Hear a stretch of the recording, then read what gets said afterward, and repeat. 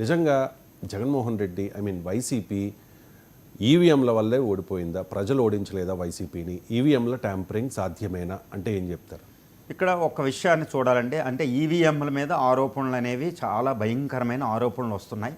చాలా ప్రొఫౌండ్ వస్తున్నాయి అన్నమాట. అలిగేషన్స్ అనేవి కేంద్రంలో రాహుల్ గాంధీ చెప్తారు, నేషనల్లో ఇక్కడ కూడా ఈవీఎంల వల్లే ఓడిపోయాం వైసీపీ అని. వైసీపీ చాలామంది చాలా న్యూస్ వస్తుంది. కానీ ఇక్కడ ఒక విషయాన్ని గమనించాలి. ఈవీఎంలకు సంబంధించి సుప్రీంకోర్టు ఆఫ్ ఇండియాలో చాలా అలిగేషన్స్ వచ్చినాయి, చాలా కేసులు వచ్చినాయి. కానీ ఈవీఎంలని ఇవి సాంకేతికంగా పరీక్షించి సాంకేతిక కమిటీలు వేసి మళ్ళీ దానికి వీవీప్యాట్లు వాటర్ వెరిఫైడ్ సిస్టమ్ అని ఒకటి పెట్టి దీనికి టాలీ చేసి ఎంతో ఇన్వెస్టిగేషన్తో ఈవీఎంలో అనుమతి జరిగింది. కానీ దాని మీద ఇంకా ట్రస్ట్ అనేది బిల్డప్ అవ్వలేదు. దాని మీద అంటే నమ్మకం అనేది ఇంకా ప్రోది అవ్వలేదు. అంటే ఈవీఎంల మీద ప్రోది అంటే ప్రజాస్వామ్యంలో ప్రజల నమ్మకమే ప్రాతిపదిక.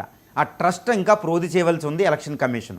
కానీ ఏపీ విషయానికి వస్తే వైసీపీ ఓడిపోయింది ఈవీఎంల వల్లే ఓడిపోయింది.